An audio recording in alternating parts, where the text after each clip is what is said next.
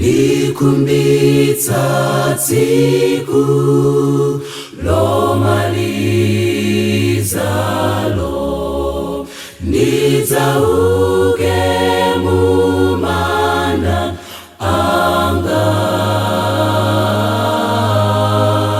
ndikuona nkhope ya mpulumutsi anandigulaine ndi mwazi wake. Dzauka, dzauka tsiku lonkaku mwamba, dzauka, dzauka tsiku lalikululo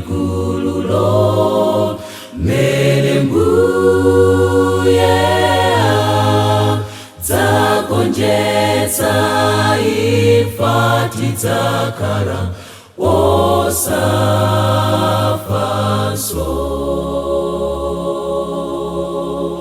Dzauka, dzauka tsiku lonkaku mwamba,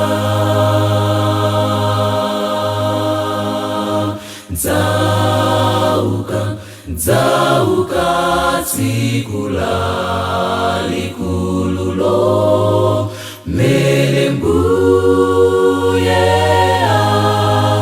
dzagonjetsa imfa tidzakhala osafanso.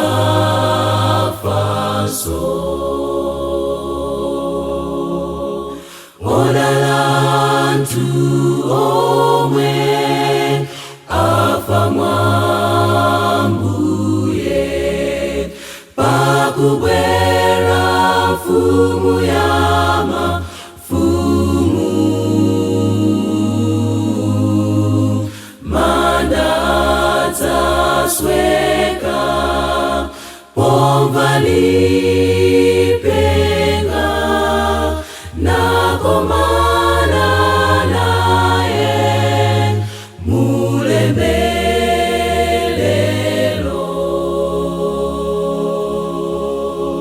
Dzauka, dzauka tsiku lonkaku mwamba,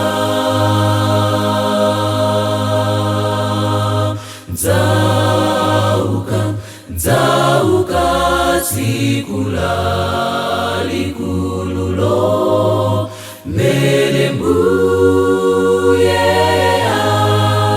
dzagonjetsa imfa tidzakhala osafanso.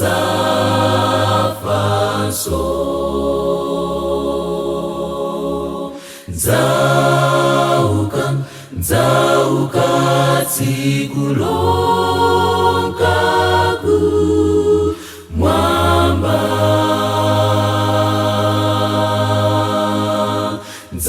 dzauka, dzauka tsiku lalikululo mene Mbuye dzagonjetsa imfa tidzakhala osafanso.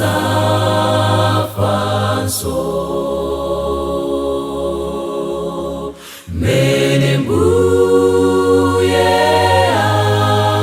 dzagonjetsa imfa tidzakhala osafanso.